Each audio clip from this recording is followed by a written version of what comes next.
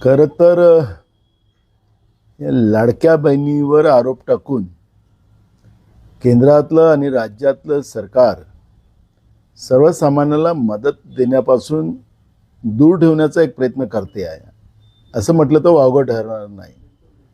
खरं तर केंद्र आणि राज्य सरकारनी धनदागड्या उद्योगपतीचं किती कर्ज माफ केलं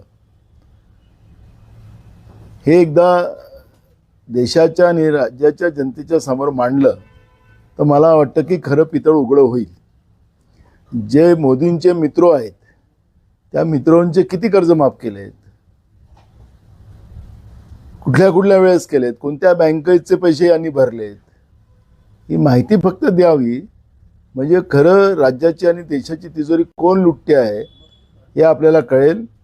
आणि सर्वसामान्याला गरिबांना मदत करणं ही भूमिका ही यांनी सुरू केली असं नाही, काँग्रेसच्या काळापासून सुरू आहे. आणि काँग्रेसने नेहमी सगळ्यांना बरोबर आणण्यासाठी काम केलेलं होतं. त्यावेळेस असा कुठलाही वाद निर्माण होत नव्हता. आता वाद निर्माण होण्याची कारणं तीच आहेत की धनदागड्यांची कर्ज माफ केली म्हणून राज्याची आणि केंद्राची तिजोरी खाली झालेली आहे, असं आमचं मत आहे. अजितदादांच्या निधनानंतर कुठेतरी आता त्यांच्या जागी मुख्यमंत्री पद द्याव्याबद्दल चर्चा सुरू आहे. सुनेत्रा पवार यांचं नाव जे ते समोर केलं जातं, तुम्हाला काय वाटतं? बघा, आता त्यांचा जो बहुमत आहे, पाचवी बहुमत आहे. आता या पाचवी बहुमतामध्ये आता मेन कर्णधार भाजपच आहे. त्यामुळे आता मेन कर्णधार काय काय त्याच्यामधले प्रयोग करते ते आपल्याला ज्यावेळेस या सगळ्या घडामोडी होतील त्यावेळेस आपल्याला कळणार आहे. त्यामुळे आत्ता आम्हाला वाटतं की त्याच्यात कुठलीही प्रतिक्रिया देण्यापेक्षा राज्यातलं सरकार हे झोपी गेलेलं आहे. राज्यामध्ये प्रशासन राहिलेलं नाही. सर्वसामान्य लोक असुरक्षित मानायला लागलेले आहेत. गुंडाईजम मोठ्या प्रमाणात वाढलेला आहे, माफियाराज मोठ्या प्रमाणात वाढलेला आहे, चोऱ्यांचे प्रमाण मोठ्या प्रमाणात वाढलेले आहे, दिवसाढवळ्या खून होण्याचे प्रमाण वाढलेले आहेत. आणि त्याच्यामुळे राज्यात सरकार आहे की नाही अशी परिस्थिती आता निर्माण झालेली आहे. आणि म्हणून यांना मिळालेला पाचवी बहुमताचा उपयोग राज्य ओरबडण्यासाठी या लुटण्यासाठी आहे काय असं आता सामान्य जनतेला वाटते आहे. त्याच्यामुळे सरकारमध्ये कोण उपमुख्यमंत्री होणार आहे, कोणाला कोणतं खातं मिळणार आहे याच्यावर लक्ष द्यायचं कारण आमच्याकडे नाही.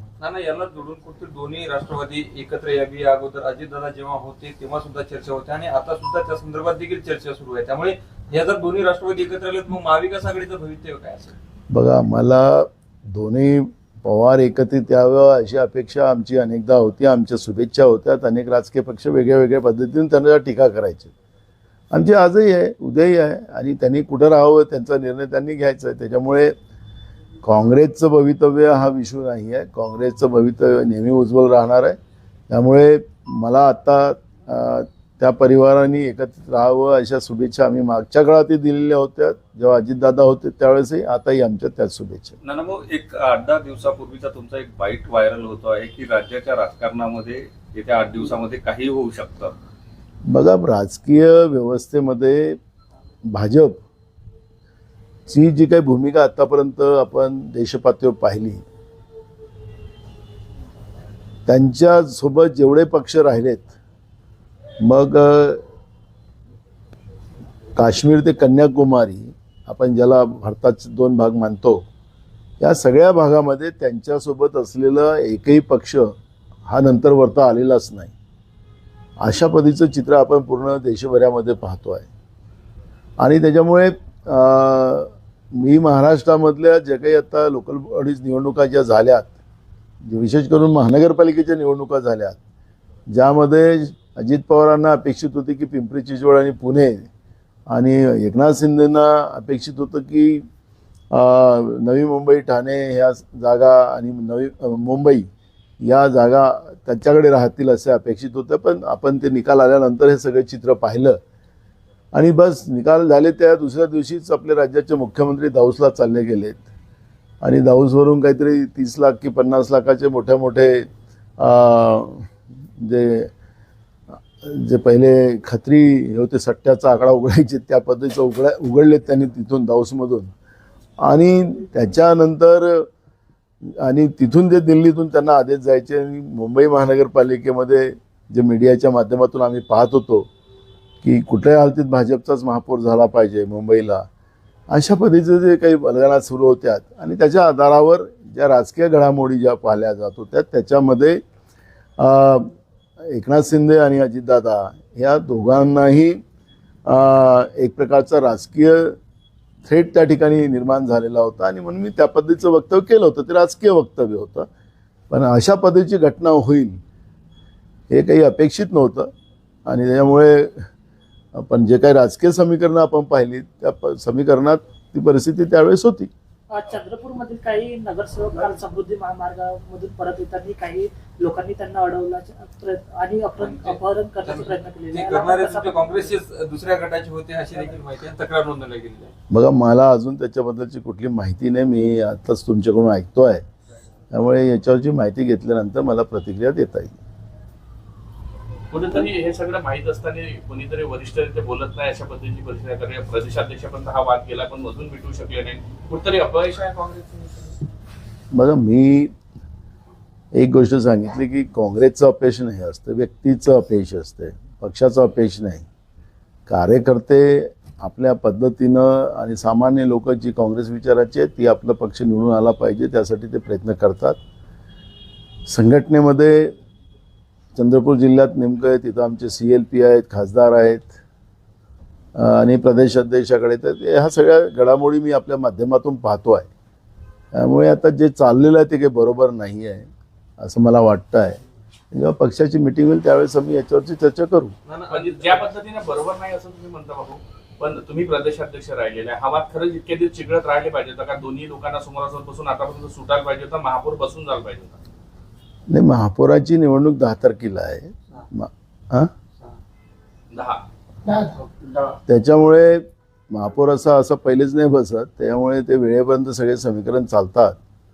पण अशा पद्धतीची जी चर्चा माध्यमातून आम्ही ऐकतो आहे ते बरोबर नाही आणि त्यावेळेस पक्षाच्या पातळीवरून हे प्रकरण तिथल्या तिथं संपवलं पाहिजे. विदर्भात एकमेव नगरपालिका चंद्रपूरची, त्याच्यामध्ये मोठ्या प्रमाणात काँग्रेसचे सदस्य निवडून आलेले आहेत आणि अशा पद्धतीची दुफडी होणं ते पक्षाच्या दृष्टिकोनातून हानिकारक आहे.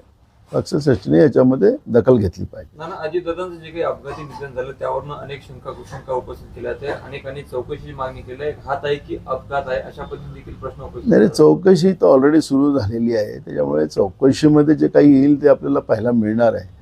तर त्यामुळे मी ते घात आहे की अपघात आहे याच्यावरचं मला आत्ता वक्तव्य करणं चुकीचं ठरेल. आणि आता जे चौकशा सुरू झालेल्या आहेत असं तुमच्या माध्यमातून आम्ही ऐकतो आहे.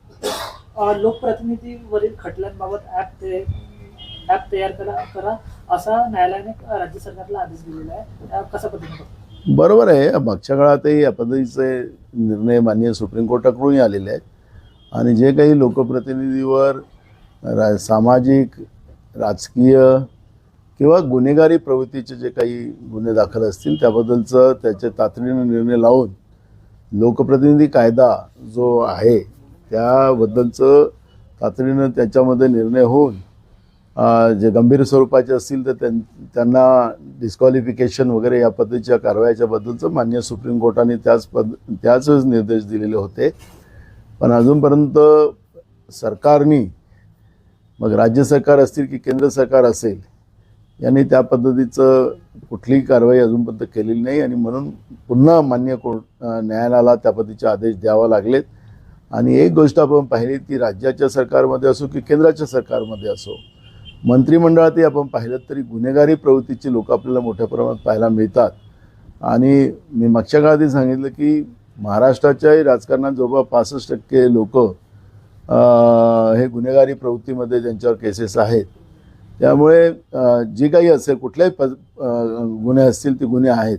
त्यामुळे या सगळ्या प्रकरणाला निकाली लागणं आणि म्हणून स्वच्छ लोकशाही जी लोक अपेक्षित करतात आणि बाबासाहेब आंबेडकरांच्या संविधानात तीच भूमिका मांडलेली आहे ती त्याला पूर्णत्वास निघाली आणि म्हणून माननीय न्यायालय वारंवार त्या पद्धतीचं राज्य आणि केंद्र सरकारला आदेश देत राहतात.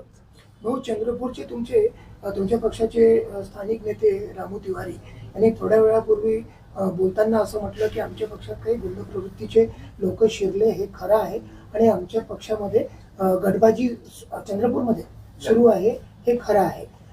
या सगळ्या याच्यात बघता आपण काय वाटतं आपल्याला, ज्या पद्धतीनं महानगरपालिकेच्या निवडणुकांचा निकाल लागला आणि त्यानंतर पळवापळवी सुरू झाली, नागपूर, पुणे, औरंगाबाद आणि मुंबईपर्यंत नगरसेवकांना फिरवलं जात आहे, हे योग्य आहे का? किंवा गुंड प्रवृत्ती जी मी आहे मगाशी आपल्या एका प्रश्नाच्या उत्तरात सांगितलं की जे चाललं ते बरोबर नाही.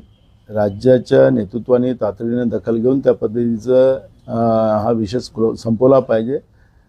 विदर्भात एकमेव महानगरपालिका त्या ठिकाणी काँग्रेसच्या बाजूने आलेली आहे आणि अशा पद्धतीत समजा जे चाललेलं आहे, जे तुमच्या माध्यमातून आम्ही ऐकतोय ते काही बरोबर नाही आहे. त्यामुळे राज्याच्या नेतृत्वाने त्याच्यामध्ये तातडीने लक्ष घातलं पाहिजे आणि जो कोणी चुकीचं करत असेल त्याला तंबी देऊन आणि सगळ्या सदस्यांना, कारण ते पक्षाचे हे आहेत, कुणा व्यक्तीचे नाहीत, त्यामुळे त्या पद्धतीची भूमिका घेतली गेली पाहिजे. ही भूमिका आमची आहे. कोई किसी को हिंदी में बोल दीजिए.